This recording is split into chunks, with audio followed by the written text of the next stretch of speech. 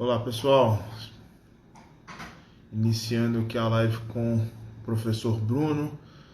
Esperar o pessoal entrar, né? Estou falando aqui sem ninguém estar na sala, só para o pessoal já ir introduzindo quando for ver depois a live, né? Quando eu deixar salva. E aí, Léo, oi Soren, oi Gabi, beleza? Esperar o pessoal entrar, esperar o Bruno entrar.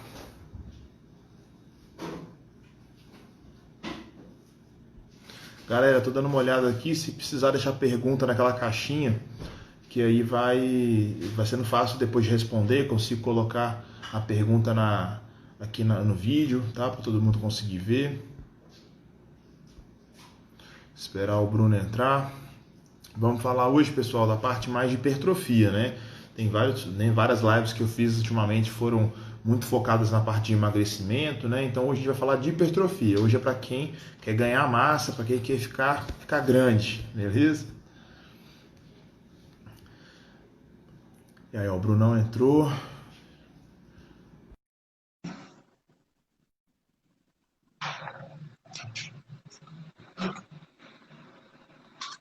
Opa, agora sim.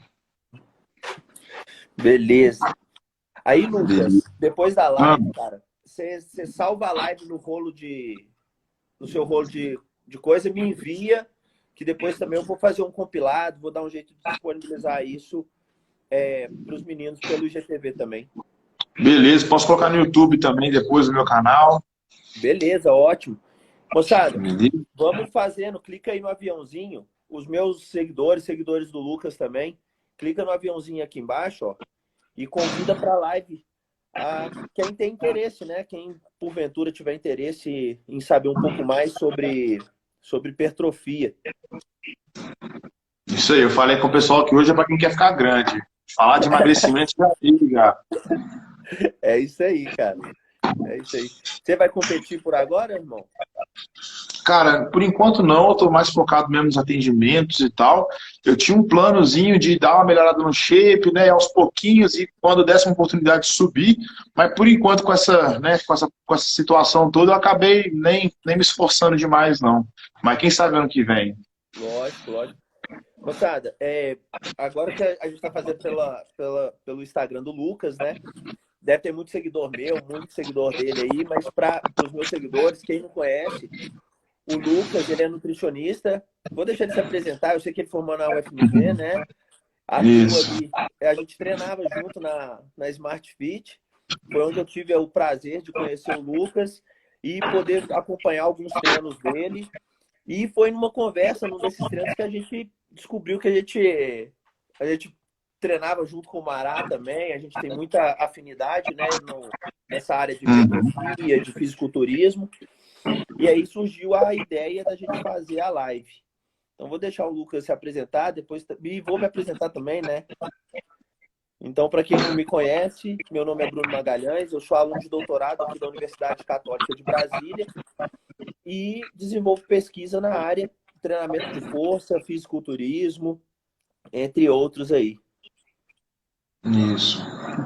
Pois é, pessoal, eu sou o nutricionista Lucas Guzmão, sou formado na UFMG, tenho pós-graduação em nutrição clínica e esportiva, atuo aqui em Belo Horizonte, para quem né, está seguindo pelo Brunão aí, sou de Belo Horizonte, a gente se conheceu na Smart Fit treinando, e como a gente lhe falou, a gente tinha né, essa ligação ali com o Maradona muito forte, então foi fácil de enturmar, fácil de conversar, de fazer um treino junto, né, de se entender, né, então, Sim. aí hoje tive essa oportunidade de fazer essa live para vocês.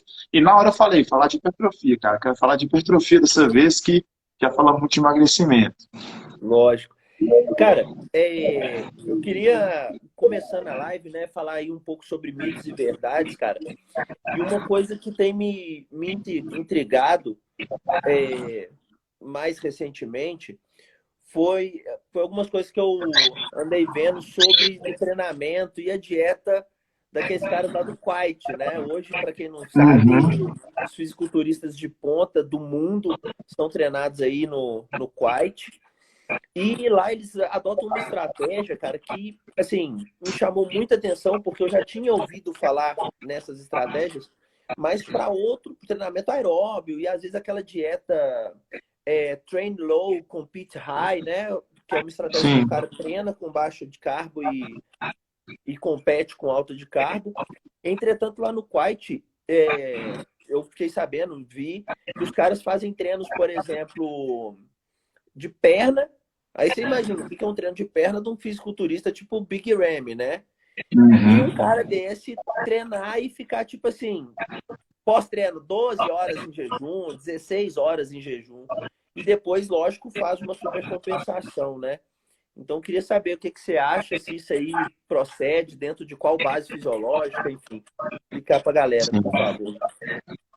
Não, beleza. Então vamos lá. Bom, eu não conheço tanto assim toda a estratégia do Kuwait, né? Eu sei que lá na região eles têm esse costume do jejum, até pelo Ramadã, alguma questão até religiosa, acho que o Big Ramy mesmo faz. Então, assim, eu acompanhei, por exemplo, o Balestrinho, né? Os vídeos dele ali, e no Balestrinho não faz esse tipo de jejum. Eu sei que algumas pessoas devem fazer, mas não entendo muito bem como que funciona cada protocolo e qual foi esse protocolo que você citou especificamente. Mas tem esse mito, né, de que você precisa comer logo antes de treinar, logo depois de treinar, e hoje em dia a ciência já nos dá a base para, né, para poder saber que a gente tem uma janela muito maior do que isso na verdade, né? Alguns estudos mostram o benefício de consumo de proteína ali no período próximo do treino, né, tanto antes quanto depois, tem influências similares, mas a gente sabe que se você não fizer uma refeição pós-treino, talvez nessa faixa aí de 2, 3 horas, que talvez não vai te prejudicar tanto, né, a longo prazo, porque a questão de bater os macros no final do dia é a parte mais importante para você ter um resultado. Lógico que ali na parte do, né, próximo ao treino pode ter o efeito do nutrient timing, que a gente também utiliza como aqueles 1%, 2% de diferença, né? Mas no caso deles, né, eles têm outros recursos, têm toda uma estratégia, né, que talvez isso não faça tanta diferença. E no caso, né, de um Ramadã, quer dizer, alguma coisa do tipo, isso acaba sendo bobeira, né? Não sendo tão importante consumir logo depois do treino, né, um alimento, por exemplo. Então, pode ser uma ideia desse tipo. A galera tem, às vezes, muita... Isso aí é um mito, né? Então, já, galera... eu tenho que fazer uma ingestão proteica logo após o meu treino. Ou seja, tem gente que o cara nem terminou o treino, ele já tá enchendo a coqueteleira de whey, né, mano? Já. Então, Já vai pro último exercício agitando a coqueteleira. Então, isso é um mito. E às vezes a galera também tem um posicionamento de ficar... de ingerir essa proteína, principalmente no pós-treino, e às vezes não faz uma ingestão adequada. Aí eu não estou falando só no momento pós-treino, mas no pós-treino, considerando o dia todo. Não faz uma ingestão suficiente de carboidrato. Então, eu queria que você falasse, explicasse um pouquinho para a galera como que seria essa...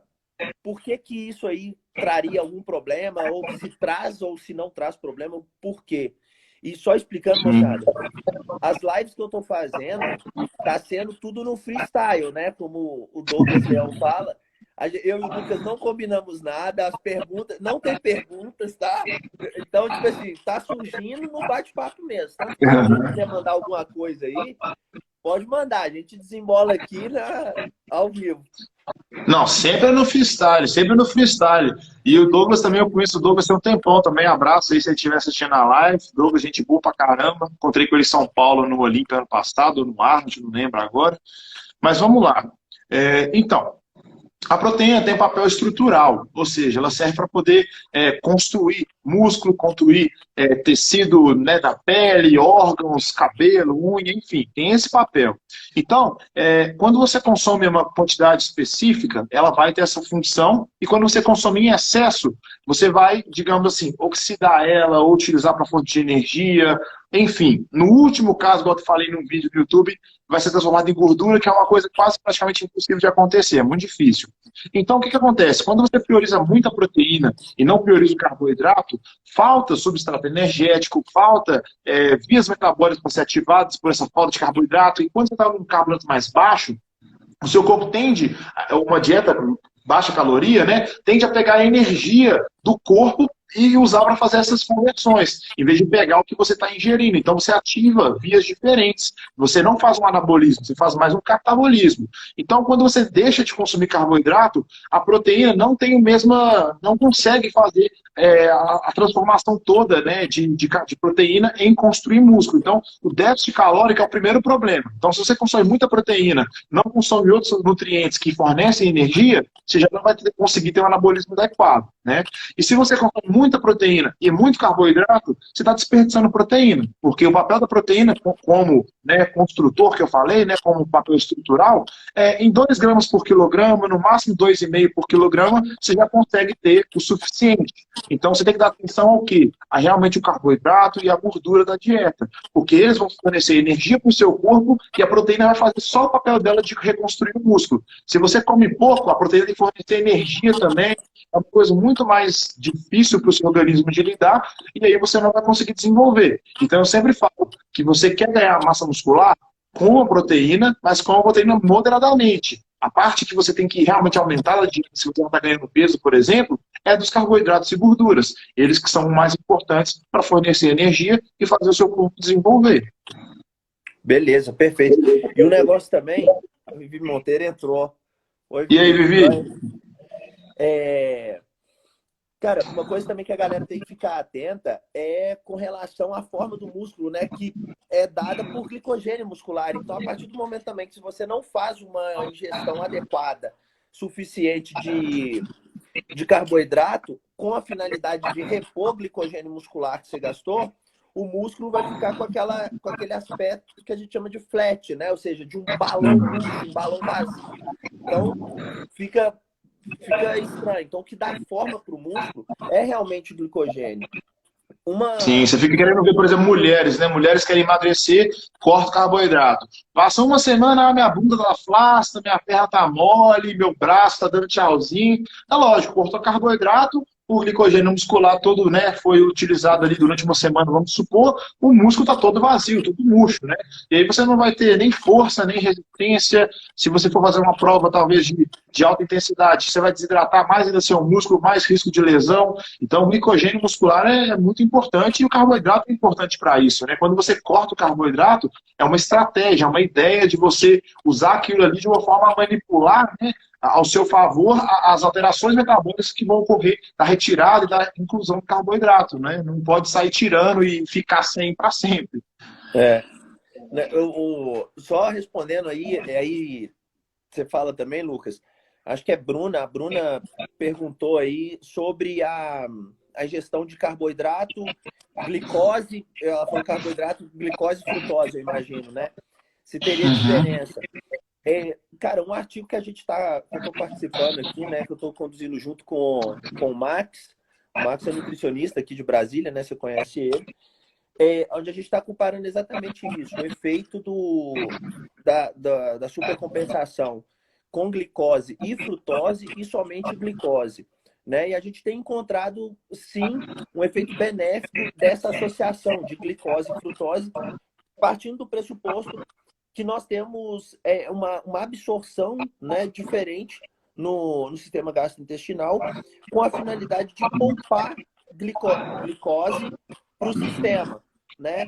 Então, o que é uma estratégia até que eu falo com meus atletas e com meus amigos fisiculturistas, na hora de fazer supercompensação, né, que para quem não entende, aquela estratégia que a gente chama de refeed. Às vezes, no período de preparação, o atleta ele vem num déficit calórico durante algumas semanas e antes da competição, ele faz um refeed, né? Um carboload. Aí, quando for fazer a estratégia, eu sempre sugiro fazer com glicose, né? E frutose junto para otimizar encher o músculo de glicogênio muscular. Então, queria que você falasse, essa é a minha opinião, queria que você falasse um pouco sobre isso aí, respondendo a pergunta dela. Não, é isso aí mesmo. A gente tem estudo com ciclista, com outras pessoas, né, que fazem uma reposição de carboidrato depois, e a gente vê, né, até se você pegar Gatorade, pegar aqueles carb-ups, né, aqueles gelzinhos, você vai ver que tem sim sacarose junto, que, né, tem metade de frutose, né, que a sacarose, que é o açúcar, pessoal, ele é frutose e glicose juntos, tá? Então, na maioria dos estudos, eles recomendam você dar uma porção um pouco maior de carboidrato de glicose, mas ter a frutose sim. Porque a frutose vai repor um pouco da parte hepática e talvez se você repor um pouco mais da parte hepática mais rápido, sobra mais glicose para o músculo. Tem a conversão de frutose em glicose e tal, mas isso aí é momentos mais do metabolismo. Mas a frutose, ela tem um papel sim de repor glicogênio, não tanto muscular, mais hepático, como eu falei, mas os dois juntos em combinação fazem uma reposição um pouco mais rápida, mais acelerada, porque, igual você falou, né, a absorção dele no intestino é diferente, o transporte é diferente,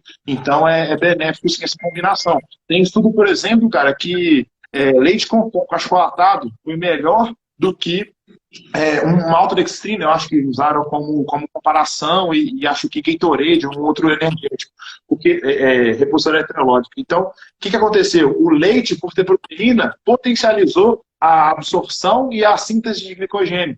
Então, a frutose do achocolatado, né, do Toddy, do Nescau, sei lá, não fez mal nenhum, foi benéfico e ainda mais o leite junto, potencializou.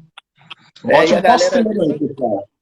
Não, e a galera fica, às vezes, presa no negócio de ter que tomar o whey com malto, dextrose, né, cara? Então, tipo assim, dextrose. Então, é um negócio complicado. O Rossini também acabou de entrar. O Rossini deu uma moral grande na divulgação, Lucas. Rossini é o cara. Abraço, Rossini. O Léo, cara, perguntou aqui sobre a água, né? Se a água é importante para hipertrofia. Pois é. Cara, fundamental. Na verdade... Para a vida. Vou falar um pouquinho, depois o Lucas vai falar também, mas, na verdade, a gente precisa, eu não sei a quantidade certa, né? Mas, se eu não me engano, acho que é 1:6, mas para que o glicogênio seja sintetizado no músculo, ele carrega a água com ele, né? Então, eu preciso de água, sim, para que eu tenha efetivamente essa síntese de glicogênio dentro do músculo. E, às vezes, é até uma estratégia que eu vejo com um certo pesar, com um certo olhar de dúvida, com relação a protocolos de desidratação, aí pensando no fisiculturismo, onde o indivíduo, no último dia, no carboload, no refeed, o cara ele tá com baixa de carboidrato, com baixa de água, né?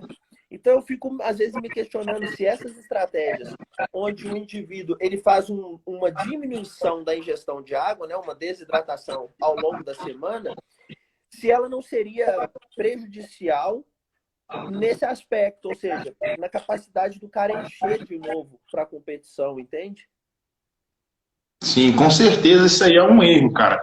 Quando você corta, por exemplo, a água e você quer fazer um carb-up, mas você não tem água nem sódio, né? A questão ali do transporte também, né, da glicose para dentro da célula muscular depende também um pouco de sódio. Então, o que eu acho interessante, né? O começo do carb-up, você pode até, né, beber um pouco menos de água, porque já tem uma supercompensação de água e depois tira. Então, mesmo que você esteja bebendo 2 litros de água, é uma quantidade boa, né? Mas no último dia ali, o cara mete porcaria, né, come carboidrato, né, chocolate antes de subir, mas não toma um copo d'água. E aí como que vai encher sem água, né? Então é o que você falou, né? O transporte ali de glicose, a geração, né, a formação do glicogênio depende tanto de água quanto de sódio, por exemplo. Então tem que ser bem ajustado, né? Cortar sal, cortar água, cortar carbo, nada disso é de qualquer jeito. Você tem que ter uma forma certa, né, de fazer para o seu corpo trabalhar aquilo da melhor forma e trazer um resultado bacana. Não, beleza. Perfeito. Cara, a Bruna perguntou de novo aí, ó. Bruna Cândido. Quais as melhores fontes de alimentos, né?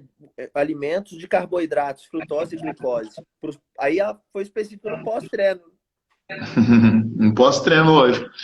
Bom, depende do seu gasto, depende da sua rotina toda. Porque, vamos supor, você perguntou de alimentos. Quais alimentos têm frutose? principalmente as frutas, né, que o próprio nome diz, né, é o carboidrato das frutas, e também algumas coisas que vão ter um pouco de açúcar, né, então alimentos mais industrializados também vão ter.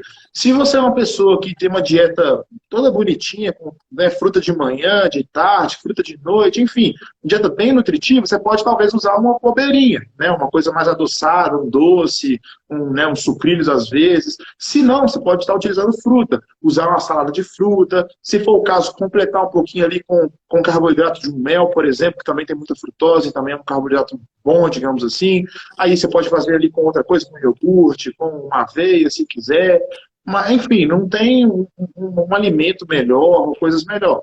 Frutas em geral são ótimos, tanto pela questão dos antioxidantes, que vão te ajudar na recuperação pós-treino, né, dos fitoquímicos e tudo mais, as próprias vitaminas. Se você consumir, por exemplo, igual eu falei, uns sucrilhos, vai repor essa parte de glicogênio. Se você for um atleta, isso pode ser interessante, mas não vai te fornecer os nutrientes bons que as frutas vão te, né, fornecer. Então, tem que ter esse equilíbrio. Se a dieta está toda certinha, toda bonitinha, talvez ali você consiga colocar uma bobeirinha, uma coisa doce, para fazer um agrado e repor esse carboidrato. Se não, usa frutas, usa uma salada de fruta, por exemplo, com aveia, com iogurte, com melzinho, que fica bacana também.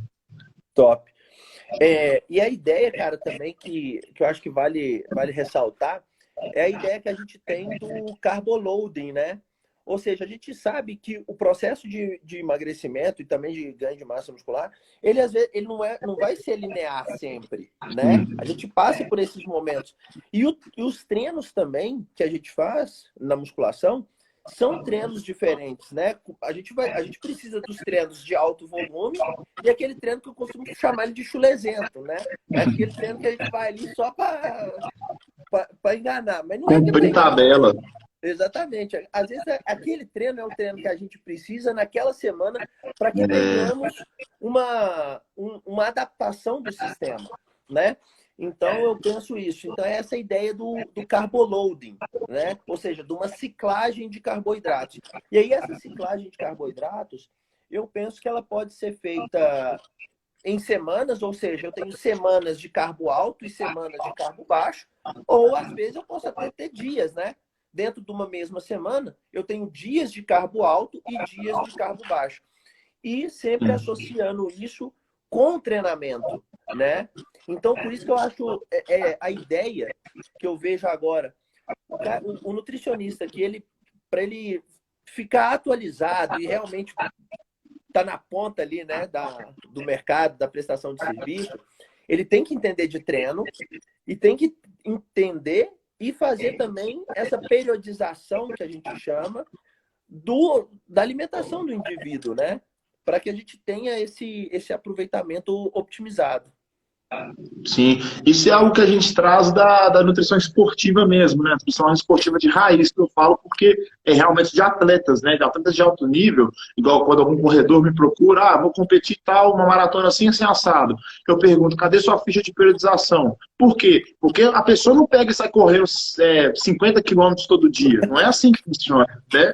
Ninguém vai correr todo dia, 50 km todo dia ali para fazer uma maratona. Não é assim, você faz uma periodização. Uma semana você treina tal, um dia você treina tal, e aí você vai intercalando aquilo que você falou. Carboidrato mais alto aqui, mais baixo aqui, não sei o quê, enfim. Na parte de hipertrofia, isso também segue uma linearidade, né? Igual você falou, você tem que ter um período ali de carbo alto, um período de carbo baixo, tudo tem que acompanhar o treino também, né? Um treino mais intenso, menos intenso, porque isso, igual você falou, quebra a homeostase, faz você conseguir evoluir. Às vezes não, muitas vezes, a pessoa machuca ou não tem resultado que precisava porque treinou demais. Precisava treinar menos, precisava descansar, precisava, né, deixar o corpo sentir de novo um estímulo diferente, né? Então, com o atleta, por exemplo, eu faço muito isso. Eu falo com o cara, você tá comendo pra caramba, não tem como subir mais caloria, bota a refeição livre a mais, faça o que dá. Cara, agora é parar de comer, é diminuir a comida um pouquinho, você tá comendo demais, vai começar a dar desconforto gastrointestinal, vai começar a piorar, né, a questão de começar a dar arroto, né, da digestão não ser tão eficiente. E eu falo, treina menos um pouquinho, vamos descansar esse mês assim, assado, e isso aí faz a pessoa evoluir. A pessoa às vezes também desanima, né, de estar treinando tanto, e às vezes ela descansar, ela volta com mais gás depois também. Então essa periodização nutricional e do do treinamento é fundamental, né? E o carboidrato, ele é o mestre, né? Como é que se diz? No emagrecimento, no ganho de massa, no que for. O carboidrato, você tem que ficar brincando com ele ali, porque o seu corpo responde muito ao carboidrato. Tanto quando você está com ele de mais, quando você está com ele de menos, quanto quando você muda, né, tem que saber utilizar o carboidrato a seu favor. Sim, e uma coisa que é interessante, moçada, é que eu agora, depois da live com o Hagami é professor lá na Universidade Federal do Paraná, né? Não sei se você conhece ele. E ele compete também, cara. Ele é um cara show. Ele que lançou esse negócio dessa hashtag Urânia aí que a gente usa, ele que lançou isso aí. Mas falando sobre responsividade, cara. Então, a gente tem que ver isso também, porque às vezes tem pessoas que são muito responsivas, né? É aquele cara que faz uma utilização aí, por exemplo, de 1,8 gramas de proteína, por exemplo, por quilo de peso, e o cara já vai ter uma síntese proteica absurda. E às vezes um cara que está com 2,5, 3 gramas de proteína, você vê que o cara não consegue nada, ou seja, não é nada responsivo. A mesma coisa acontece com carboidrato, ou seja, tem pessoas que por uma diferença, né, biológica mesmo, eu nem falo essa diferença, ela não é só por causa do polimorfismo, né? Ou seja, são pequenas alterações no código genético que fazem com que tenhamos essas diferenças entre seres humanos. Não é só isso. Às vezes são receptores. Ou seja, o indivíduo tem um receptor mais sensível a um determinado hormônio, a um determinado macronutriente, né? Ou seja, transportador, que vai fazer com que ele responda mais ou responda pior dentro daquilo ali. Então, às vezes, se o cara for pouco responsivo, ele vai ter que fazer uma ingestão realmente mais alta de carboidrato, de proteína. E aí é quando o Lucas fala sobre esse desconforto gastrointestinal. Eu não sei se a galera que está nos assistindo aí pode pensar, né, que às vezes é muito sacrifício ficar sem comer. Mas eu vou te falar a verdade, cara. O pior para mim é eu ter que comer mais. Porra, você tá sem fome e tem que meter comida para dentro para cumprir aqueles macronutrientes ali. Nossa, isso para mim é terrível. E é fazer vitamina, é aquela vitamina maluca que a gente faz, né? Coloca no copo banana com batata doce, com whey, com alface, azeite, faz uma mistureba do caramba e manda. Mas É foda. É isso mesmo. Então, Mas o que eu faço, cara, como eu falei, é muito necessário ciclar o carboidrato, porque essa questão da responsabilidade também, igual você falou, tem muito a ver com outra coisa, que é a resistência periférica à insulina. E muita gente esquece o seguinte: você não tem que pensar resistência periférica à insulina ou resistência à insulina só quando você é uma pessoa diabética, uma pessoa obesa, né? Então, por exemplo, a gente como atleta e pessoas que consomem altas quantidades de caloria vão ter um efeito nisso, né? Eu tive um cliente no final do off do ano passado que chegou a ficar com a insulina basal em 22, só com a dieta. Então, o que aconteceu? Estava comendo demais, o corpo, né, já não tinha uma tendência tão boa para assimilar carboidrato. Nessa fase de off-season, a resistência periférica à insulina aumentou para caramba.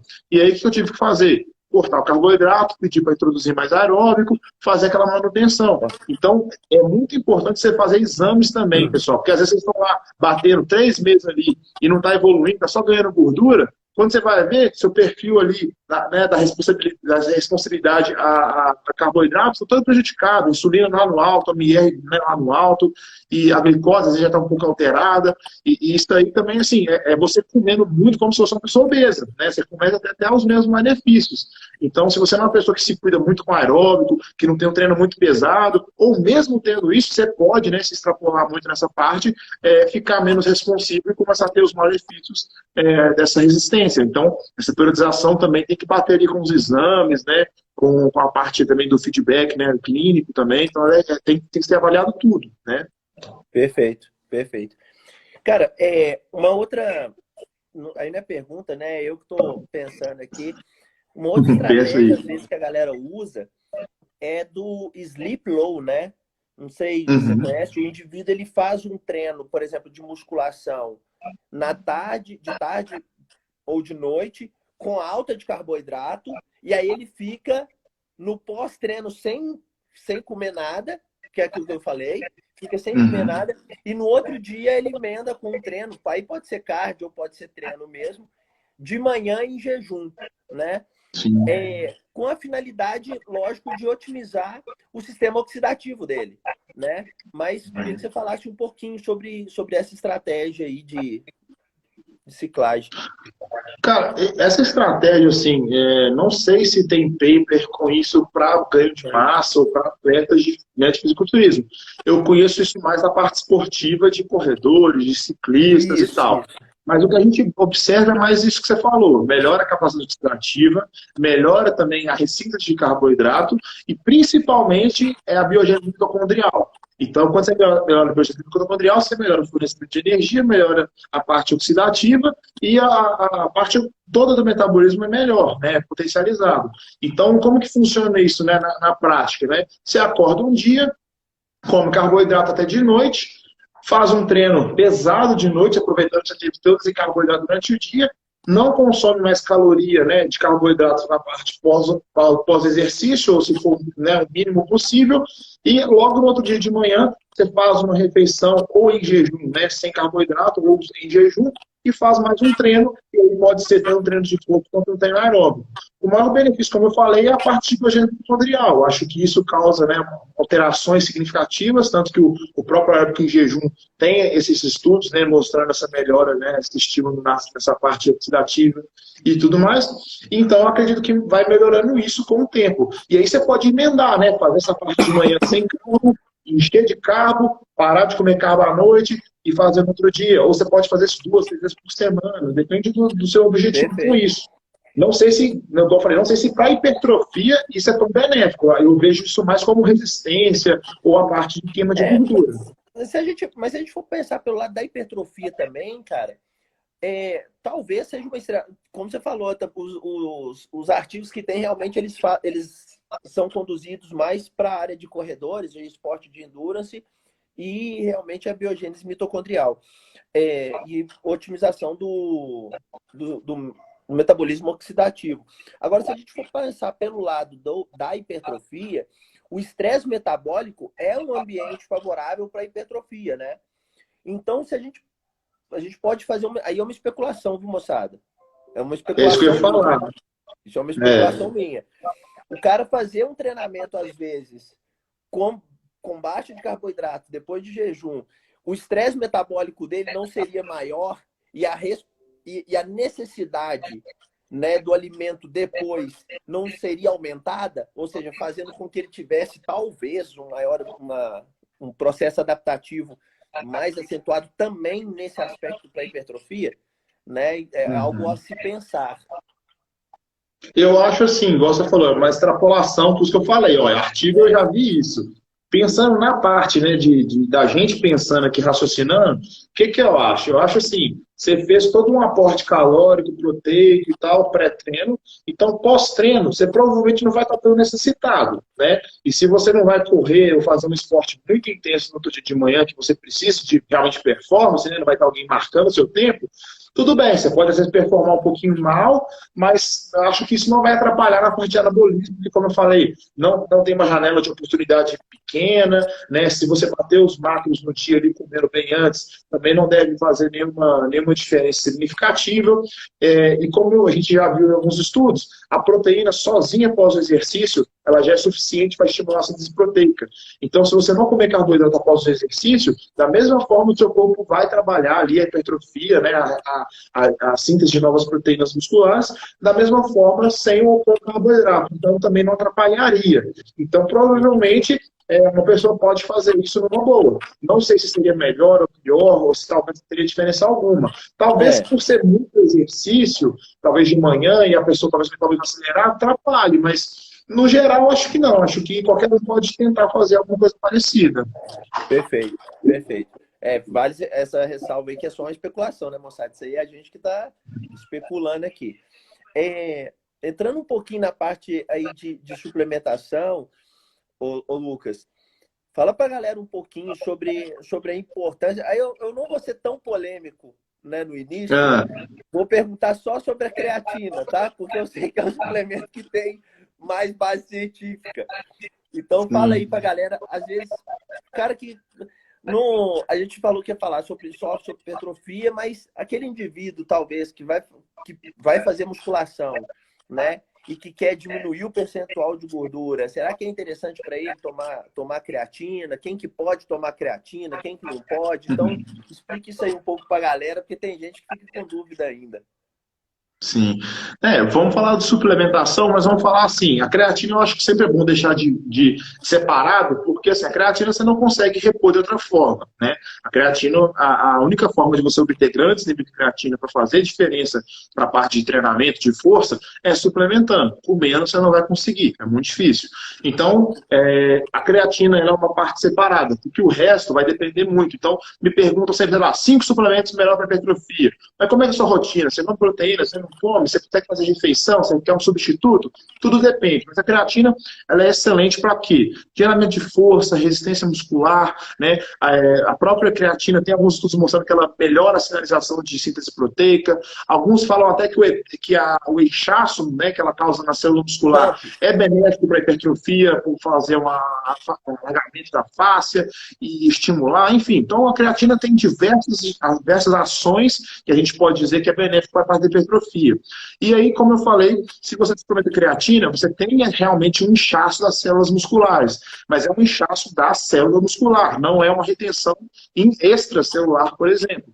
Então, você tem um ganho aí até de 1 quilo, até 1,5 quilo aí rapidamente, questão de semanas, e geralmente é por esse aumento de líquido intracelular. Então, quando você quer perder gordura, se você ficar preso só na balança, você talvez vai sentir diferença da creatina te atrapalhando. Mas necessariamente a creatina não vai influenciar em nada na sua oxidação de gordura, né? Ela não tem calorias, então também o consumo dela não vai atrapalhar na sua dieta, e ela vai trazer os benefícios de quê? De você treinar com um pouco mais de força, de você ter um pouco mais de resistência nas suas séries, até na parte de aeróbico, né? Como a gente faz aeróbico de média intensidade, né? Super intenso, pode ter benefício, né, na questão da fadiga. Então a creatina para qualquer pessoa ela é interessante, né? Acho que casos para a gente poder dizer que não deva suplementar casos graves de nefropatia, coisas do tipo, porque a gente tem estudo com crianças, estudo com pessoas idosas com diversos benefícios, então não seria fácil de dizer para uma pessoa que ela não deva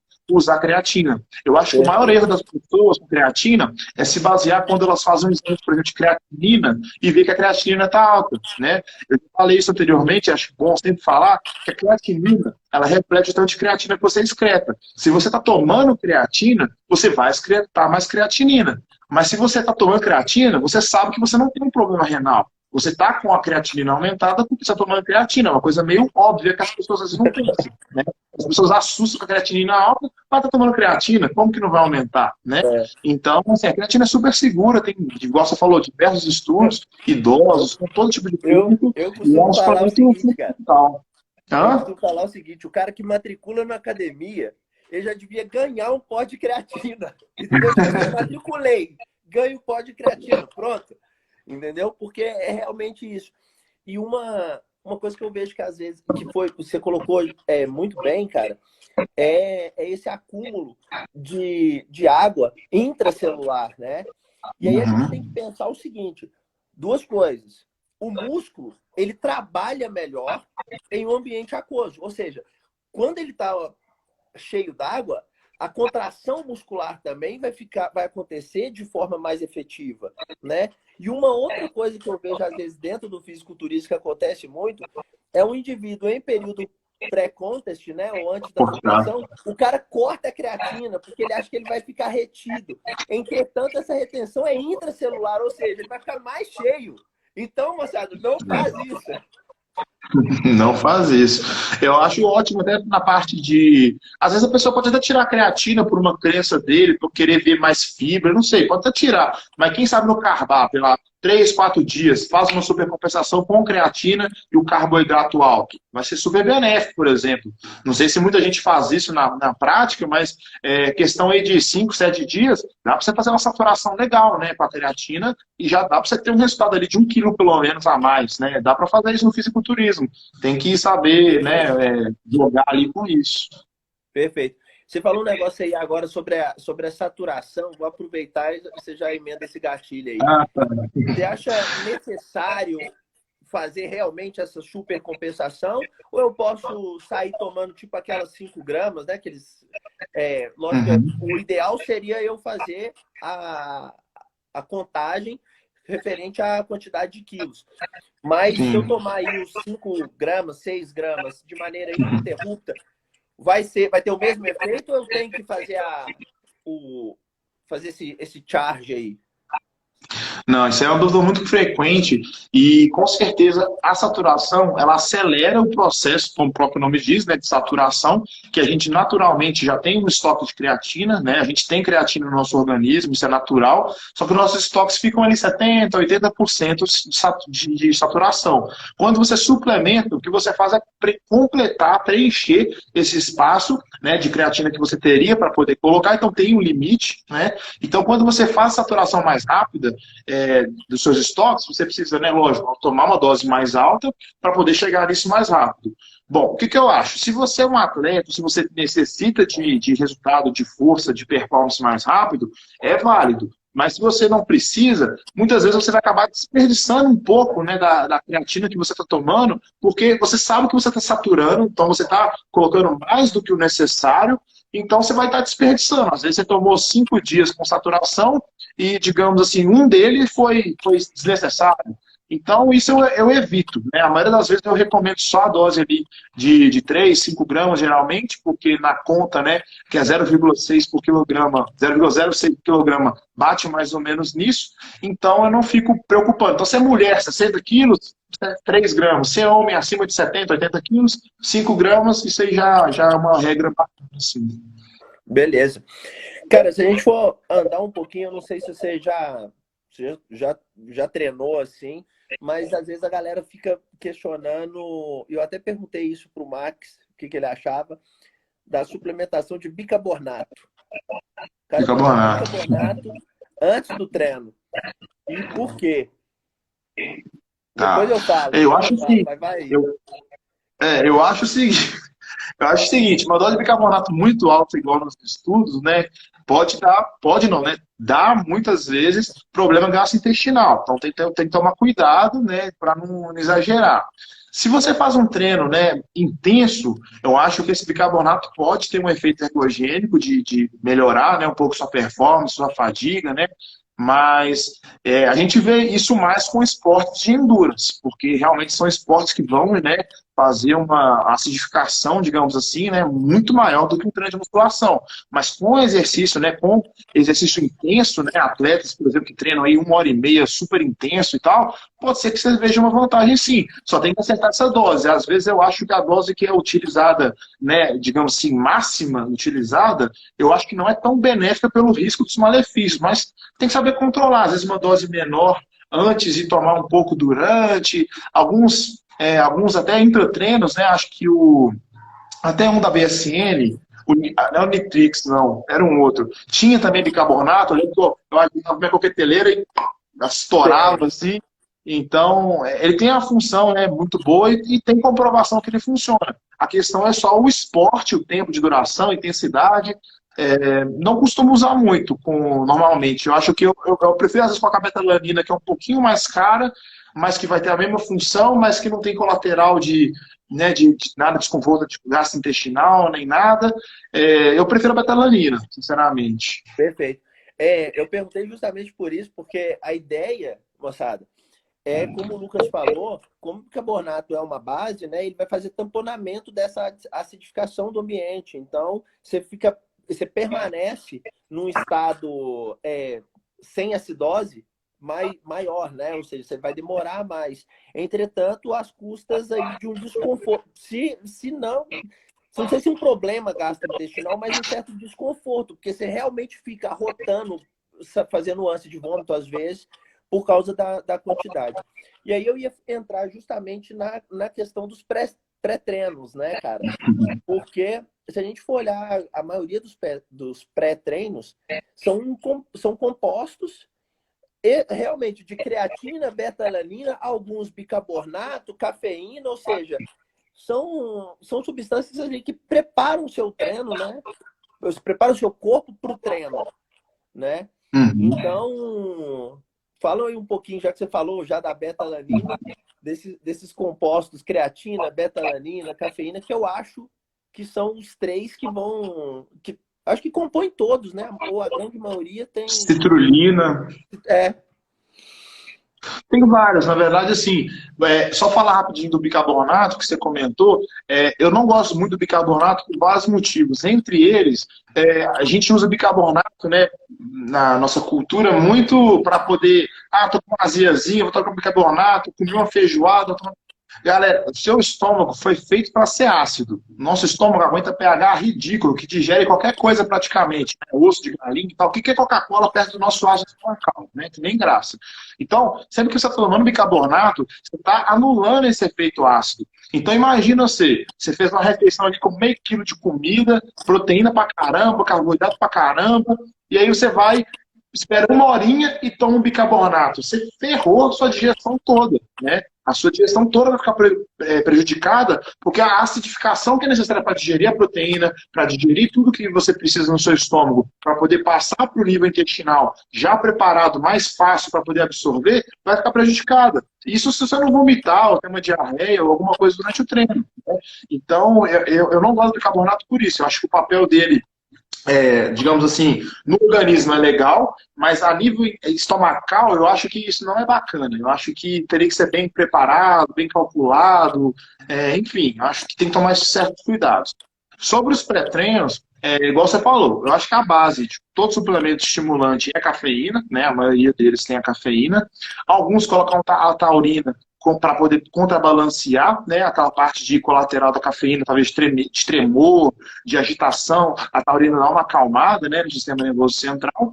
E aí vem a betalanina, muitas vezes ela vem numa dose muito alta que causa medicamento, mas na parte prática às vezes não ajuda tanto, porque a betalanina não é um suplemento de ação aguda, né, tem isso. Se você vai usar bicarbonato, você pode tomar ele ali antes do treino, vai ter o efeito durante o treino. A betalanina não é assim. Se você tomar ela antes do treino, ela pode melhorar um pouquinho, mas o ideal seria tomar ela de forma crônica, para ela sempre estar, né, de pouquinho em pouquinho ali, fazendo o papel dela, tá? A citrulina é muito boa, a citrulina tem uma função mais vasodilatadora, né? Então ela melhora o fluxo sanguíneo, melhora tanto, né, durante o treino para você não fadigar, para você conseguir treinar bem, quanto no pós-treino, né, na parte recuperativa, né, tem esse benefício. Tem estudo também que a cafeína melhora a receita de glicogênio, então na parte do pós-exercício também seria interessante, né, ter essa mistura ali junto. E aí vem, assim, tem vários outros compostos também, né? Tem a parte ali, alguns têm ioimbina, outros têm outras coisas para cognição, né? Tem uns que tem, por exemplo, acetilcolina, né? Tem, enfim, outras coisas para tirosina, lisina, enfim. Eu acho tão interessante. Eu gosto de uns que tem, por exemplo, alguns têm sódio, que aí é legal, né, para poder dar um pumpzinho, dar uma vascularização bacana. Outros têm um pouquinho de cálcio, que já trabalha na parte ali de contração muscular. Enfim, aí vai, né, tem um monte de opções aí no mercado. Mas eu acho que o básico é isso mesmo. É uma citrulina, uma cafeína, uma betalanina, creatina, igual a gente estava conversando. A creatina é ótima. Se você tem um pré-treino, talvez você não precisa tomar junto, né, no mesmo dia, mas não é uma coisa que eu acho essencial para um pré-treino. Uhum. Não, perfeito. E você falou um negócio aí que é realmente o pump muscular, né? Hoje a gente tem um artigo do Rinoro que pesquisou justamente isso, pesquisou o pump muscular. Então são até dois que pesquisaram o pump muscular e essa relação com a hipertrofia crônica, né? Então o estudo foi agudo, mas ele mostrou essa relação com a hipertrofia crônica. Então, moçada, às vezes essa ideia de vasodilatação, facilitar ou promover vasodilatação, é interessante justamente pelo que o Lucas falou, por causa desse pump muscular que o treino vai me causar, sabe? E eu, particularmente, considero até um bom indicativo de treino, né? Ou seja, você faz o treino ali, você sentiu um pump muscular, beleza. Se não sentiu, amigão, volta e começa a treinar de novo, porque é realmente um marcador, né? Eu considero dessa forma.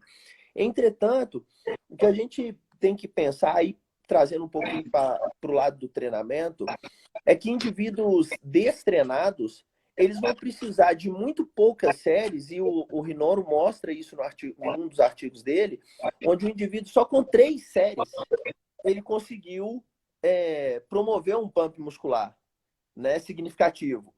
enquanto o indivíduo treinado, ele precisou de 12 séries para o mesmo grupamento muscular, para ele ter um pump muscular. Então, eu fico, às vezes, pensando e trazendo para esse momento que a gente está aí, muita gente fazendo treino em casa, porque a academia, pelo menos aqui em Brasília, estão fechadas ainda, a gente não está podendo treinar na academia. Então, o indivíduo estava fazendo, mas não é um indivíduo treinado, né? Assim, é aquele frequentador de academia que vai 2, 3 vezes na semana. Às vezes, para ele treinar em casa, ele não precisa de um volume de treino absurdo ou de um exercício, ou de uma grande variedade de exercícios. Se ele fizer só o exercício dele ali, né? Por exemplo, 4 séries de agachamento, mais 4 séries de apoio de braço, sei lá, tríceps banco, puxada, enfim, ele já vai ter esses benefícios aí e ele vai conseguir manter, às vezes, o condicionamento dele por esse período, né? Ressaltando que eu acho que o momento, considerando que a gente não tem, né, a disponibilidade de equipamentos, enfim, que a academia nos oferece, não seria o momento também de ficar otimizando ou de alterações, grandes metas hipertróficas, né? O cara não vai treinar em casa e querer ganhar 4 quilos de massa. Então, é complicado. Mas vale essa ressalva aí que o pump muscular é um bom indicativo para hipertrofia. E uma outra coisa, e aí que a gente tem que falar também, Lucas, é porque a galera acha que entrou na academia tem que tomar suplemento, né? Ah, o cara tá preocupado, qual suplemento que eu tomo? Porra, não é assim, né? Come direito, dorme direito, treina direito, depois a gente toma suplemento, porque o cara acha, ele faz tudo errado, né? Come mal, dorme mal, treina mal pra caralho e acha que tá tomando suplemento errado.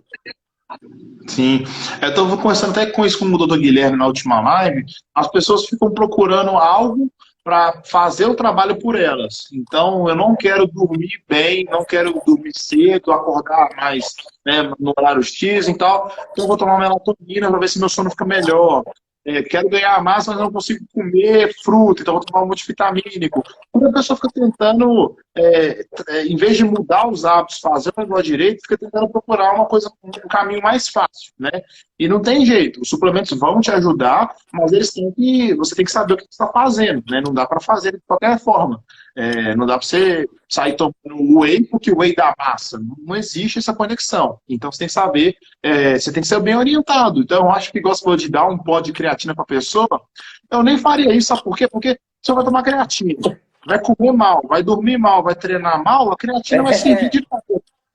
Entendeu? Se eu tomasse um copo de água ali pós-treino, era a mesma coisa do que tomar um whey, por exemplo, que o resto é cagado mesmo, não tem jeito. Oh, mas é isso mesmo. Eu também acho que não existe algo milagroso, né? Tanto que uma estratégia que eu utilizo com os meus alunos da consultoria, né? Meus atletas, foi até uma sugestão do Hagami, que eu faço o seguinte, eu faço como se fosse eu denominei de quadro da disciplina. Então eu oriento eles a colocar no espelho do banheiro. Eu tenho muita aluna mulher, né? Então eu oriento elas a escrever no espelho do banheiro de batom, porque é fácil de apagar e escrever de novo. Elas escrevem 100%.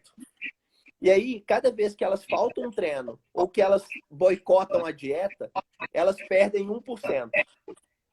E aí eu delimito um prazo, normalmente 3 meses, né? E aí, toda vez que ela boicotou a dieta ou boicotou o treino, ela perde 1%. E aí, no prazo de 3 meses, ela vai olhar para o quadro da disciplina dela e vai olhar, ó, esse aí é o seu corpo que você atingiu com 60% da dedicação. Esse é o seu corpo de 60% no prazo de 3 meses, né? Então, eu acho que isso aí também ajuda na aderência, porque é um dos principais causas da gente não ter resultado, tanto para hipertrofia quanto para o emagrecimento, eu penso que é a aderência, ou seja, a galera não adere à dieta, não adere ao treinamento, né? Então, acho que isso aí ajuda um pouco na dieta, na aderência. E outra coisa, eu não contabilizo no quadro da disciplina lá o refeed. Ou seja, às vezes eles têm, né? Aí eu converso com o Nutri, eles têm a refeição de carboloading deles. Essa refeição, ela está prescrita. Sim. Então, essa aí, ele vai fazer, não é que ele está saindo da dieta, ela está prescrita. Né? Ele só perde 1% quando ele sai da dieta, né? Quando ele come algo fora que não está prescrito ali. Né? Então, eu utilizo isso e tem dado algum resultado, cara. Tem dado um resultado até interessante. A galera, as alunas, elas tiram foto e falam assim, olha aqui, eu tô com 97% ainda, ó. Depois do tempo. Então, é um negócio bacana. Isso eu achei uma ideia boa mesmo. Eu até já cheguei a fazer uma tabelinha assim, mas as pessoas quase sempre já chegam para mim falando, ó, fiz 60%, fiz 80%, as pessoas já fazem umas contas assim em casa já. Então isso aí já dá para ter uma noção. E isso que você falou da aderência é o mais importante para qualquer coisa na parte de alimentação, de treino, porque nessa parte nossa, né, de emagrecimento, de hipertrofia, seja o que for, é um caminho. Então você tem que percorrer aquele caminho. Você não vê ninguém obeso emagrecendo 200 quilos, sei lá, em uma semana e ninguém ganhando 10 quilos em uma semana. Então é uma consistência. E muitas vezes eu vejo isso, cara. Tipo assim, a pessoa chega para mim e fala, ó, não segui com direito, fiz uns 50%.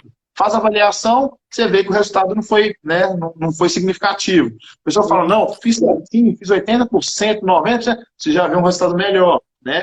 Então, eu comecei a ver isso também no seguinte: se a pessoa fala que fez, mas o resultado está muito ruim, eu vou investigando ali, vou pegando ali, você vai vendo as merdas saindo, você vai vendo que teve erro, não tem jeito, né?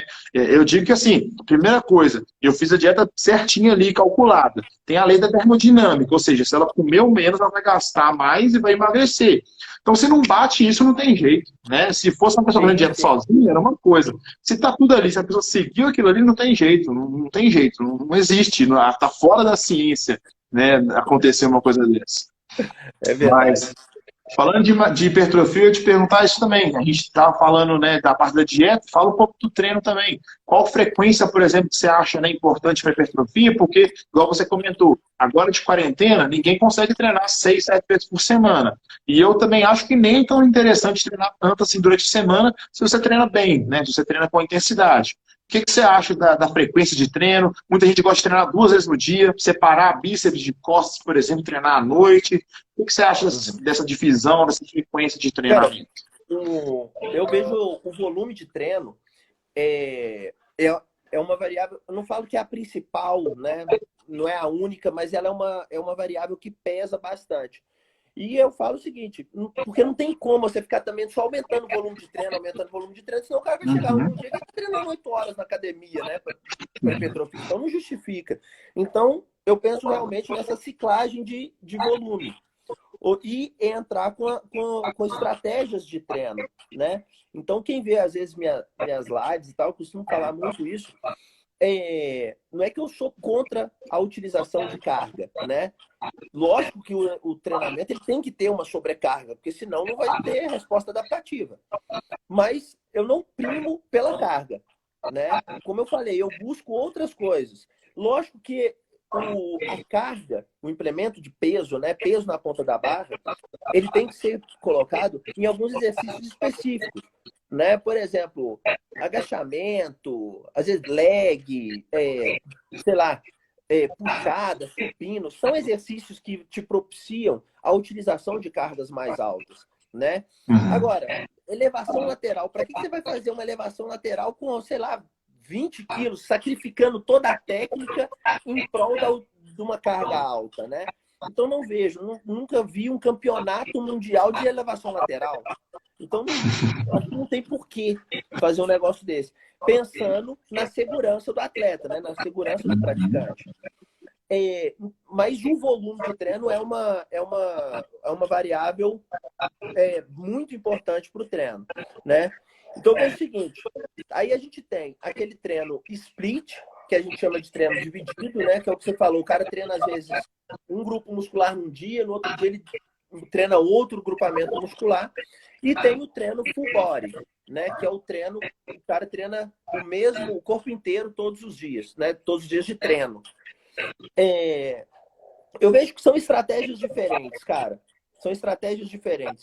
Então, para determinadas pessoas, em determinados momentos, o treino dividido vai ser mais interessante. E às vezes, para outras pessoas, o treino full body vai ser mais interessante. Eu falo sempre com o meu aluno, e eu trabalho assim na minha consultoria, é o seguinte, eu ensino o indivíduo a treinar.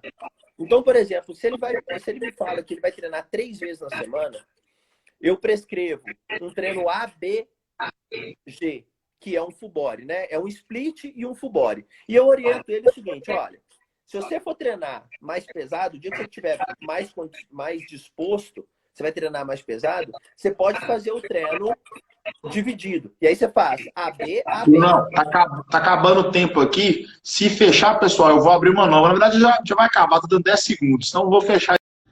Galera, voltando com a live aqui. Acabou que passamos do tempo para variar. Então, a live acabou sendo fechada. Esperar o Bruno entrar aqui para a gente dar continuação. Postei também já, pessoal, no IGTV, tá, a live. Então, depois vocês podem ver no meu IGTV aqui. Vou passar para o Bruno depois, tá? Deixa eu chamar ele aqui para...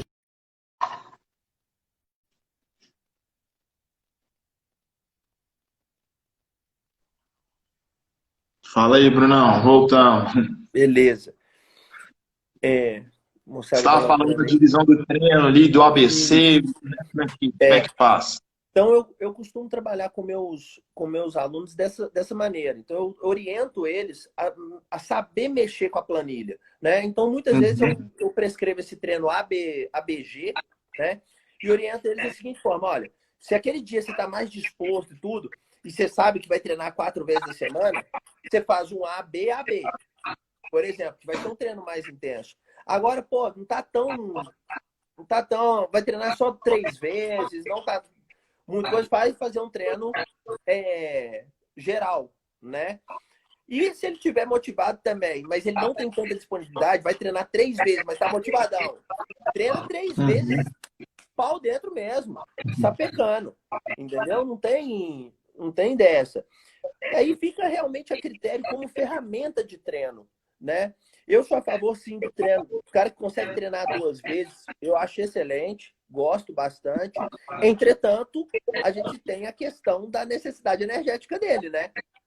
Imagina um cara que vai treinar costas e panturrilha no mesmo dia, fazendo um treino dividido, né? Falo costas e panturrilha para não deixar tipo costas e quadríceps, né? Porque aí a gente vai jogar as necessidades energéticas do cara lá na lua. Não, aí nem dá. Então, pensando assim, o cara vai ter que ter essa gestão adequada aí para ele otimizar os 2 treinos, né? Entretanto, eu também não vejo que isso é um problema para o treino único, né? Por exemplo, às vezes eu gosto de fazer um treino de quadríceps, o treino da perna toda. No primeiro dia, eu treino com ênfase em quadríceps, né? Então, eu começo por quadríceps e tal. No outro dia, eu começo por isco, por exemplo. Então, eu vou fazendo essa ciclagem, essa periodização do treino dentro dos grupamentos musculares, dentro da semana. Então, olha, hoje eu treinei costas mais intenso. O próximo treino de costas vai ser menos intenso. O peito, o dia que eu treinei costas mais intenso, eu treinei tríceps menos intenso. Então, no próximo treino de costas e tríceps, por exemplo, eu vou treinar tríceps intenso e costas com baixa intensidade. Então, eu vou fazendo essa ciclagem de volume dentro dos grupamentos musculares ao longo da semana. E aí, cara, é onde eu vejo que realmente o personal trainer se diferencia. Sabe? Eu ia falar ele isso. tem essa habilidade de fazer essa ciclagem dentro da semana, ao longo do tempo. Porque, sem brincadeira, Lucas, cara, chegar num salão de musculação e apontar um exercício, até um É muito fácil. é treinado para fazer isso, cara. Entendeu? Então, eu vejo o seguinte, e é realmente, cara, eu falo que é no freestyle, porque às vezes a gente tem essa liberdade e eu não falo palavrão. Eu uso advérbio de intensidade, cara. É diferente, entendeu? Então, mas é verdade. Aí você fala o seguinte, porra, o cara chega lá querendo cobrar. Eu não sei, mas um exemplo, né? O cara quer cobrar 500 conto numa consultoria. Ah, o que você oferece? Ah, não, vou te mandar aqui um treino. Aí o cara vai e faz um treino de costas e bíceps, perna. Porra! É, é assim que eu sempre treinei na vida, não tem nada de diferente, não tem... Ou seja, aí não Cara, eu falo o justifica, sabe? seguinte, eu acho o seguinte, eu sempre falo isso, eu acho que serve para você também, porque vai se aplicar, do jeito que eu vou explicar aqui, vai se aplicar. O bom profissional não é aquele que sabe o que é melhor, sabe o que é aquilo que é pior, ou sabe fazer, dar resultado. Porque isso é fácil. Porque se a gente, por exemplo, que trabalha com fisiculturismo, a gente fala, ó, a sua dieta é essa, o seu treino é essa. O cara, foda-se o mundo, o horário de treino é esse, eu quando estava na faculdade, pensava, no horário de treino é tal hora. Então, a aula estava dando na hora ali que eu tinha que eu já vou vazar, ia embora, entendeu? Ou então, tinha que fazer alguma coisa, ó, depois de tal hora ou antes que meu treino é tal hora. A gente dá um jeito. Aí dá resultado, não tem jeito. Agora, a É, questão igual você falou, o seu cliente, como é que é? Seu cliente é um advogado que passa o dia inteiro, né, no tribunal, julgando, não sei o quê. Você vai passar para ele um treino ali de uma forma X? Não, você vai passar de uma forma Y porque é melhor para aquele cara. Aí no mesmo dia perfeito. chega uma senhora que vai fazer um treino por causa do joelho, aí é isso, é você pegar aquela pessoa e conversar com ela, fazer a anamnese, pegar como é que é ali e tal, a história pregressa e tal, o que eu vou fazer para essa pessoa. Porque a pessoa vai falar com você assim, ó, eu posso treinar 7 dias na semana, mas você não vai pedir para treinar 7 dias, porque para ela é melhor treinar 3, melhor treinar 4, porque você vai fazer desse jeito. É isso, é saber pegar a pessoa e prescrever algo em cima. Então, para mim, é muito fácil fazer uma dieta. É só pegar ali os alimentos, fazer um déficit calórico e passar. Mas e a pessoa que não vai seguir aquilo ali? O que você vai fazer? É, Né? Eu sempre falo que é melhor uma dieta que você calculou e tudo mais, mas que não é a dieta perfeita, do que a dieta perfeita para a pessoa não seguir.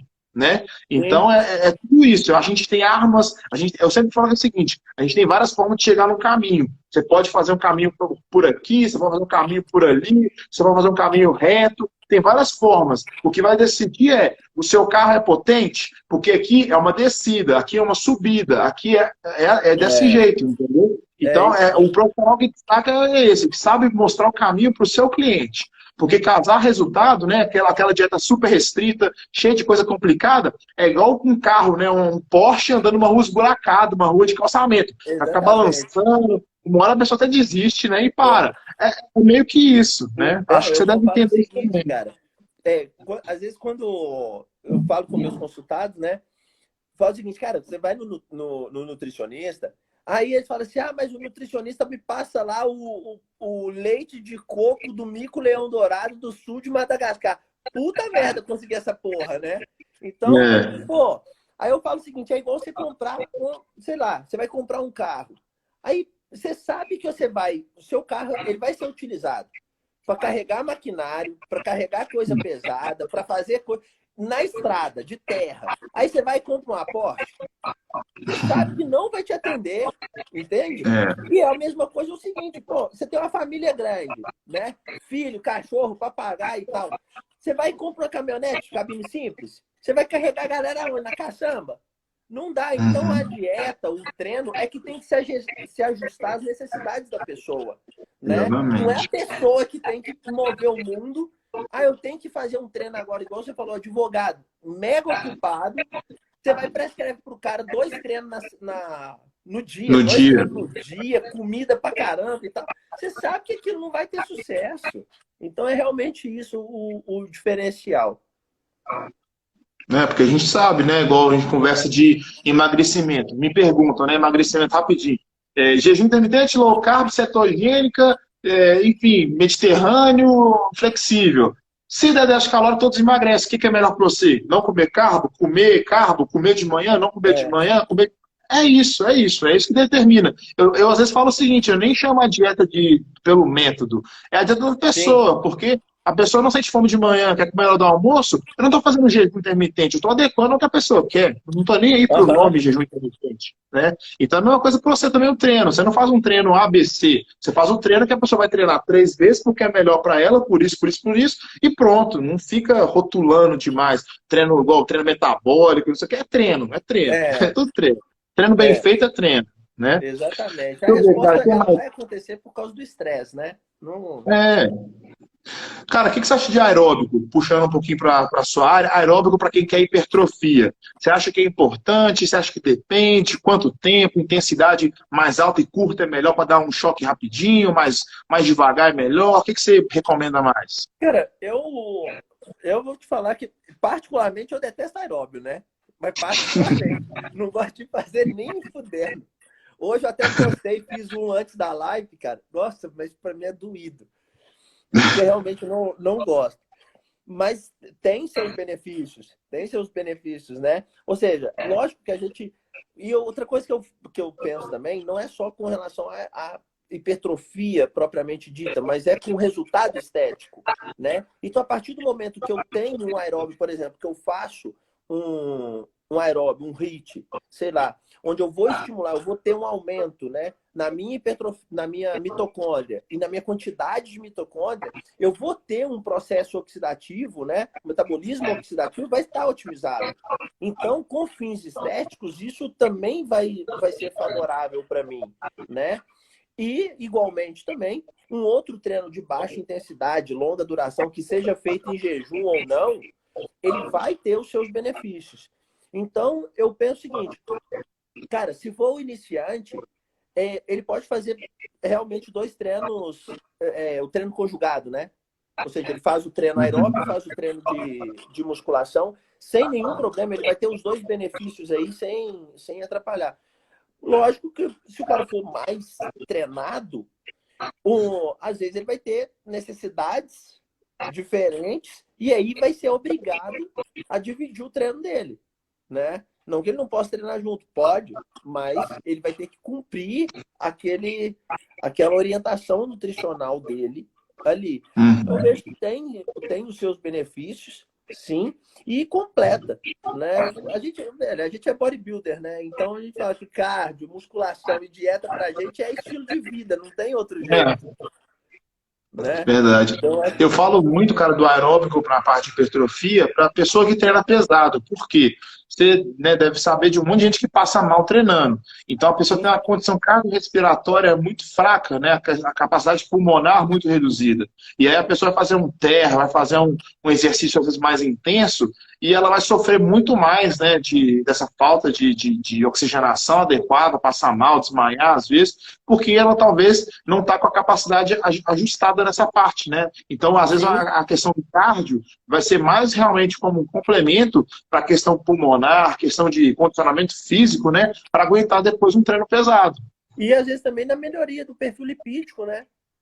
Que às vezes pode Sim, estar não. alto também. E aí, quando a gente entra na utilização de esteroides, a gente sabe que isso é um efeito adverso, né? O perfil lipídico está alterado. Eu acho que o aeróbio também, com essa finalidade, ele é benéfico, né? Para ajustar o perfil lipídico do indivíduo também. Totalmente. Eu acho que para várias coisas na saúde, né? Acho que para diversas, né, alterações metabólicas, o aeróbico é importante. A gente fala de resistência periférica à insulina, que na hora eu falei com o cara para fazer mais aeróbico e tal, porque muita gente, eu até ia comentar isso antes, muita gente acha que é só chegar lá, treinar, pegar peso, jogar pro alto, né? E É, pronto. Não, você tem que saber o que você está fazendo, você tem que, às vezes, fazer o aeróbico, às vezes é necessário, né? Às vezes, igual a gente sim, conversou, a periodização ali é necessário um aeróbico. Então, sim. até na parte da hipertrofia, às vezes, porque todo mundo pensa assim, quero hipertrofia, então socar comida, treinar, não, tem a periodização, tem a parte de descanso, tem aeróbico, tem alongamento, você recomenda também alongamento? Como é que é? Você acha que Sim. alongamento atrapalha a força? Cara, eu vejo o seguinte, o que a gente tem de dados de alongamento atrapalhando força é complicado, porque você vê hoje, por exemplo, atletas muito muito fortes e que treinam alongamento, né? Até mesmo Uhum, para a utilização do componente elástico na hora de erguer o sim. peso. Aí eu estou falando atletas basistas, por exemplo, porque, moçada, fisiculturismo, o cara não está preocupado em levantar peso, né? Ele não está preocupado com o peso em si, ele está preocupado com o pump muscular, com o músculo contraindo. Então, eu, pelo menos, não penso em erguer peso. Isso aí é para atleta basista, né? Então, não vejo. Então, eu acho que é realmente isso. O cara está preocupado ali com a contração muscular. E aí a galera fala muitas vezes o seguinte, eu tenho que fazer série de 15 para queimar e série de 10 para crescer. Eu falo assim, moçada, eu nem conto. Eu não conto, e meu músculo também não conta. E se não conta série, não conta repetição, também não conta porra nenhuma. Então, muitas vezes, cara, eu não lembro se eu te falei isso. Eu peguei, às vezes eu tava fazendo um treino, o Mará me prescreveu 5 séries de 50 no desenvolvimento. Ô, Lucas, desenvolvimento, 5 séries de 50 era ridículo. Eu fazia com 2 quilos, cara. 2 quilos. Mas, porra, eram 50 repetições. Se eu colocasse 5, eu não fazia 30 ou 20, sei lá. Ou então, na segunda série, eu já estava morto. Então, 2 quilos. Mas para cumprir essas 50. E a ideia não era nem as 50. A ideia é o quê? Aumentar realmente o número de contrações. Por quê? Porque a minha vida toda eu treinei utilizando cargas altas. Então, nesse período do treinamento, eu precisava realmente de um outro estímulo. A gente sabe hoje de hipertrofia do tipo 1, hipertrofia do tipo 2. Fisiculturista está preocupado com isso? É a hipertrofia máxima que a gente quer, velho. Vai hipertrofiar tudo que tem.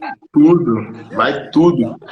Isso aí achei bem legal, cara. Várias coisas, acho que eu nem vou saber se eu vou, nem vou lembrar de falar tudo, mas isso que você falou do Mará foi muito legal, porque é o seguinte, quando eu falei uma vez com ele de treino, eu tava treinando com SST, cheio de variável de intensidade, cheio das coisas, treinando pesadão, quase passando mal. Aí o Mará falou assim, não, só pra treinar assim, ó, me deu. Eu olhei e falei, porra, Mará, você tá tirando, isso aqui é fácil pra caramba, isso aqui eu, né, tô fazendo SST, fazendo MTUT, fazendo drop pra caramba, isso aqui não, faz aí, faz aí. O que acontece? Você não tá acostumado, você tá confortável no desconforto, porque você já está acostumado com aquele treino tão mirabolante que eu estava fazendo antes, que um treino básico ali com as coisas bobas já fez diferença. Por quê? Há uma coisa que todo mundo tem que aprender.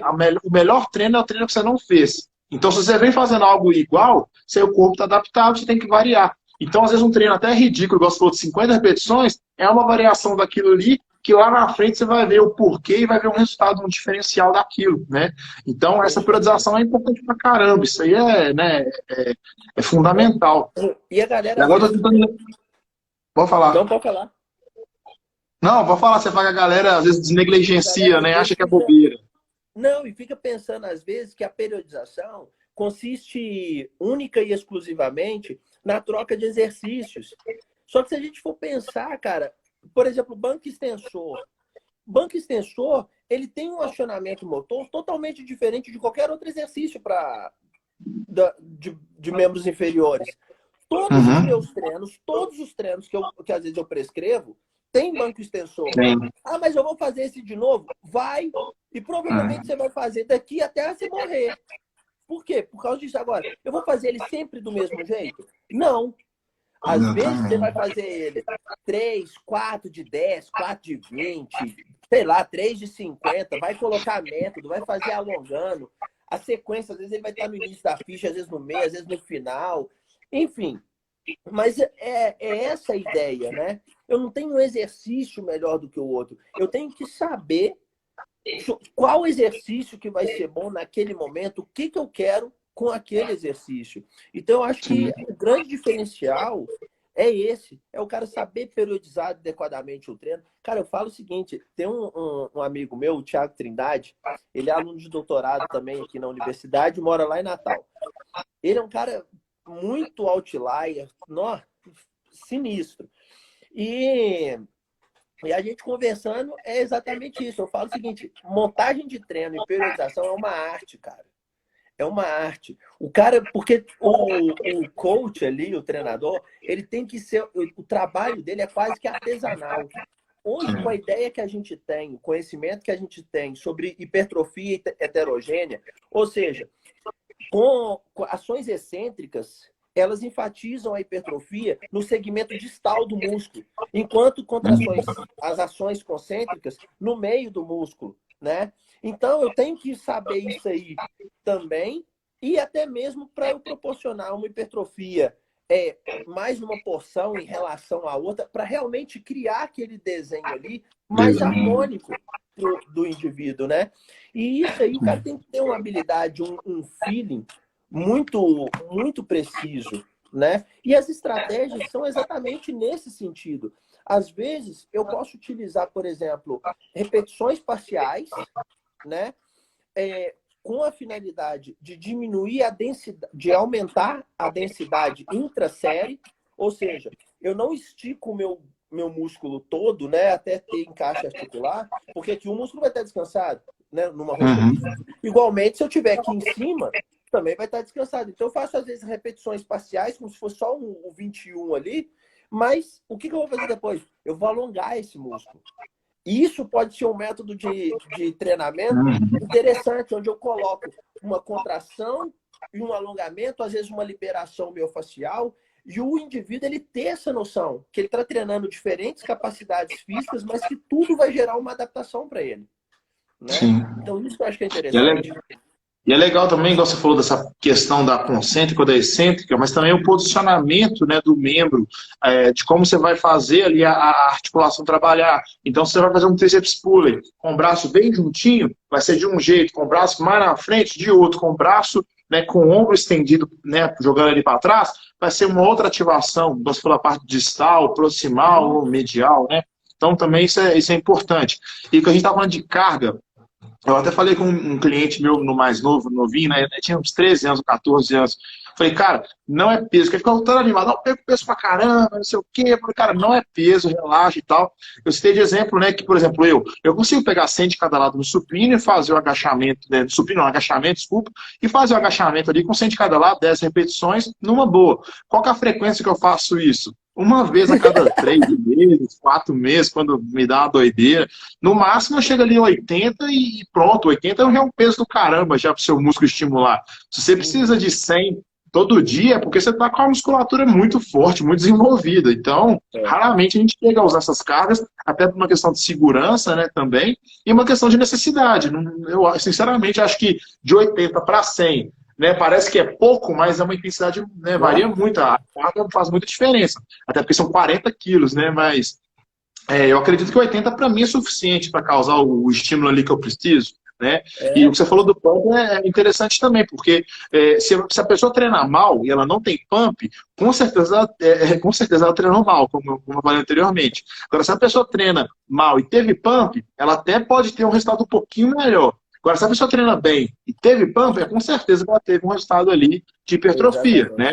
Porque o pump ele não é um sinal que você está hipertrofiando. Né? Mas com certeza ter ele que você treinou um pouquinho ali, que você deu um estímulo no músculo, é o mínimo, né? Perguntaram aqui, cara, não sei se você viu, sobre manter a massa muscular na quarentena, foi a Ingrid. Bom, na parte de dieta, o que eu recomendo? Manter um aporte calórico interessante, não restringir demais as calorias, dar atenção, né, para o carboidrato, não cortar ele totalmente, porque, como eu falei, ele é a fonte de energia. Se você, né, restringir demais isso, ele vai precisar retirar de algum outro lugar e pode ser um pouco dos aminoácidos da musculatura, né? E ao mesmo tempo, manter uma ingestão de proteína interessante.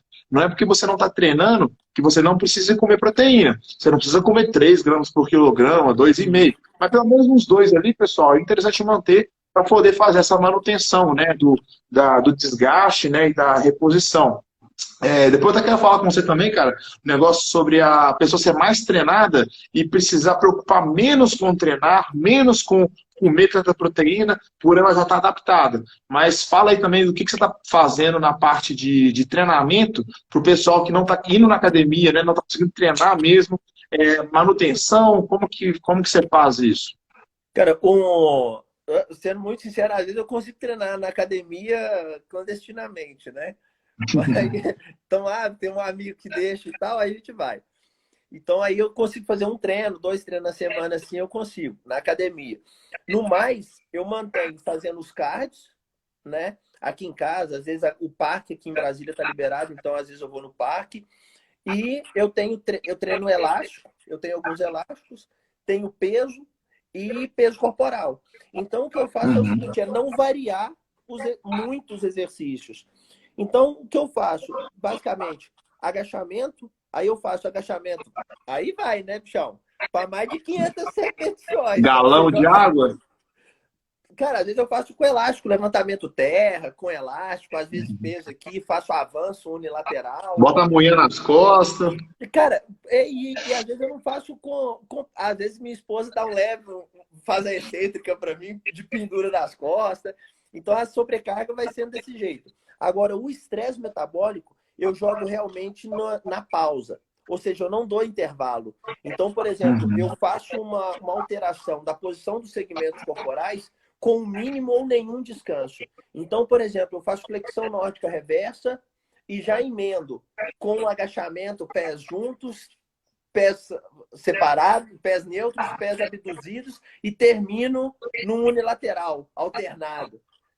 Aí, pô, se você for contar uma série dessa, já deu para mais de 200 repetições, né? E aí você dá o mínimo de descanso. Ou você faz o descanso, às vezes eu faço o descanso pulando corda. Você falou do aeróbio, às vezes eu vou pulando corda. E pelo fato de estar fazendo saltitos, já tem um trabalho de panturrilha também. Bicho, a perna fica estourada. Fica estourada. Então eu compenso a falta de peso com estresse metabólico. Então eu tô fazendo dessa maneira. E às vezes eu faço treino dividido e às vezes eu faço full body. Entendeu? Aí eu faço um circuito do corpo inteiro. Ou se eu vou treinar dividido, por exemplo, peito, às vezes eu consigo treinar mais dividido. Aí eu treino só peito. Aí eu faço apoio de braço com elástico, só um supino com elástico, por exemplo, né? Vou fazendo essas variações, variação na altura também, e aí eu consigo treinar, e o descanso vai ser um pouco maior. Em relação à pergunta da Ingrid, o que acontece é o seguinte, cara, para ela parte do treinamento, né? A gente entra no conceito aí de memória muscular, que a galera chama de memória muscular, né? Agora é interessante não confundir memória muscular com aprendizagem motora, né? Que é diferente. Memória muscular diz respeito à translocação de mionúcleos para o interior da célula, né? Ou seja, a célula muscular ela é uma célula polinucleada. Então, com o treino, eu faço com o volume de treino e ao longo do tempo, eu faço com que haja uma alteração no domínio nuclear, né? Então, novas células vão ser translocadas, células satélites vão ser translocadas para o interior do músculo, vão se diferenciar no novo núcleo, né? Responsável também por coordenar os processos fisiológicos, metabólicos daquela célula ali. Com o desuso ou o destreino, a gente pode perder massa muscular, mas a gente não perde o mionúcleo.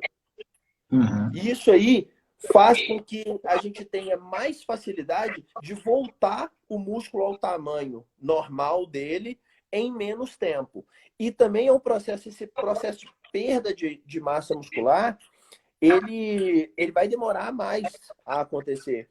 Igual o Lucas falou, o que eu penso é o seguinte, tem que haver uma readequação às necessidades, né? Porque às vezes os treinos não vão estar sendo os mesmos, então vai ter que diminuir um pouco, mas é interessante que a pessoa se mantenha ativo, justamente nem para não perder demais e para facilitar o ganho no pós-treino. E o que a gente tem visto, a galera, eu não sei se você viu, mas a gente estava fazendo uma pesquisa justamente sobre isso, né? Sobre comportamento. Até vamos submeter provavelmente esse artigo essa semana. E o que a gente viu, cara, é um aumento no comportamento sedentário. Ou seja, as pessoas estão ingerindo mais quantidade de comida, estão dormindo mais, e aí a gente não pesquisou, mas a gente especula que estão passando mais horas no celular, no computador e na televisão, né? Ou seja, isso tudo são indícios de aumento no comportamento sedentário. E uma ingestão de sal de maneira indireta, ou seja, as pessoas não declararam na pesquisa que estavam ingerindo sal, né? Propriamente dito, sal.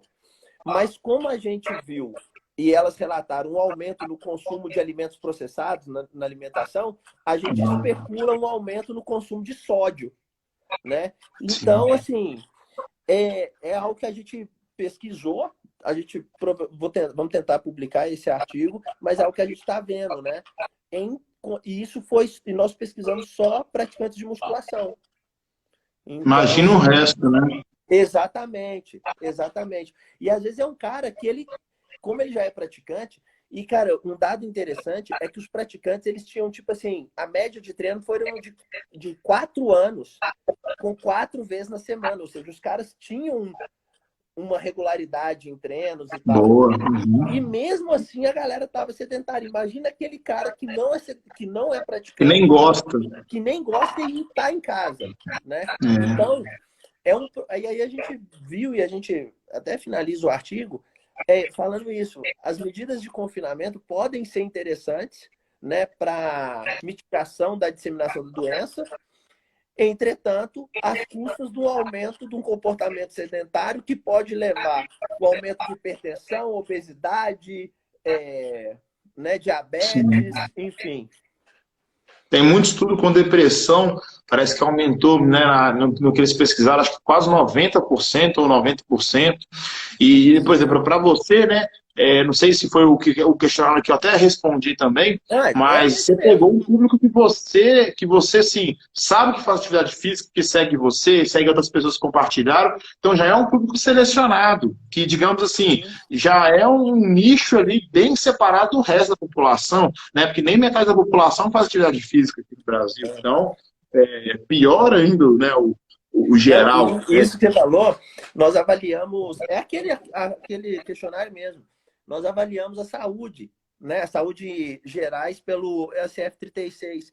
E das dimensões que não teve alteração, ou seja, independente se o cara treinava muito ou se treinava pouco, independente se ele estava muito feliz ou muito triste, a saúde psicológica, a saúde social dele Pior. tava uma bosta.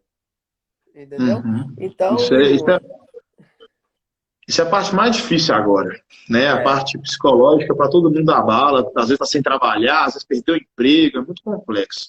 Mas voltando aqui na parte da quarentena ainda, pessoal, o que você falou foi muito importante porque fala um pouco do que eu ia falar, que é o quê?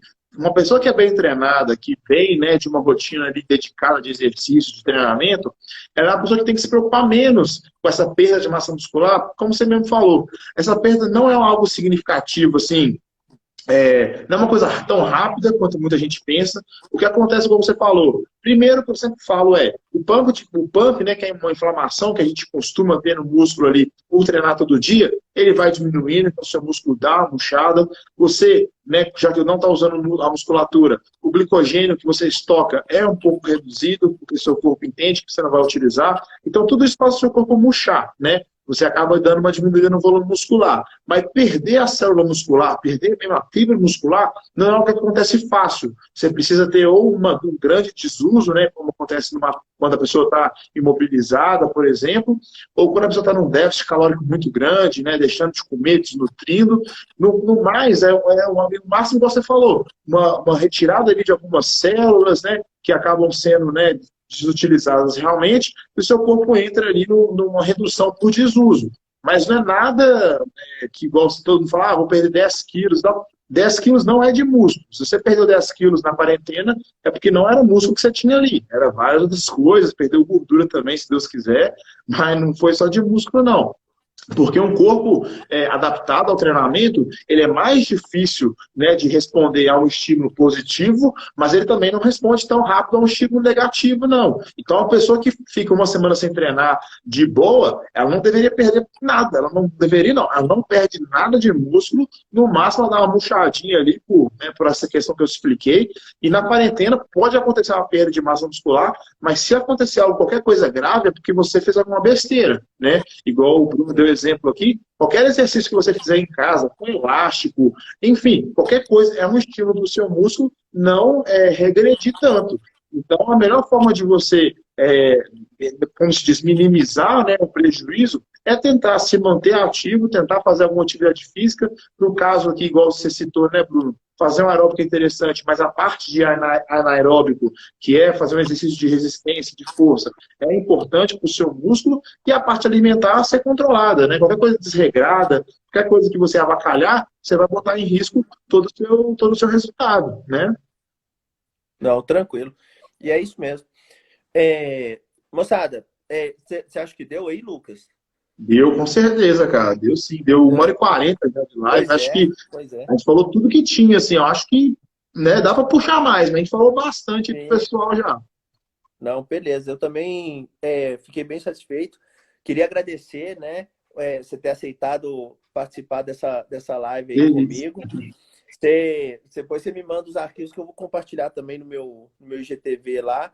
Então, moçada, para quem não acompanhou a primeira live ou chegou depois, enfim, e também quer divulgar isso aí, vai ficar no IGTV do Lucas. Assim que ele me mandar, também posto no meu, tá? E marca a gente, printa a tela aí do celular, marca o Lucas, por Dá um favor, print e que a aí. gente faça mais lives como essa, tá? E muito obrigado, moçada, pela participação. Eu sei que não é fácil ficar ouvindo, muita gente está aí. Depois da aula, eu vi que algumas pessoas entraram aí, eu sei que são alunos, ou seja, o cara está entrando 10h40 é porque ele estava na aula e veio para cá, para continuar, tentar aprender um pouquinho, absorver um pouquinho disso aí que a gente quis passar para vocês. Então, muito Isso obrigado, aí. Lucas. Obrigado, moçada. Muito obrigado, valeu mesmo.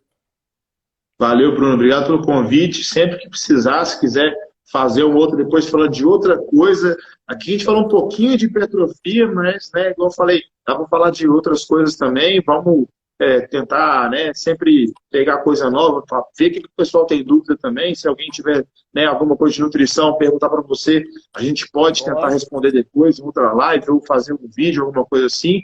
Então, fico à disposição aí, cara. Se você precisar, é um prazer estar compartilhando aí. Tamo junto. Tamo junto, irmão. Muito obrigado. Valeu, Valeu. pessoal. Boa noite aí. Vai ficar salva a live. Quem precisar, manda direct, segue o Bruno aqui. Bruno Magalhães, é só isso no seu Instagram? Bruno D. Magalhães. Tem um D no meio. DE. Bruno de Magalhães, pessoal. Valeu. Até Valeu, mais. moçada. Abraço, Lucas.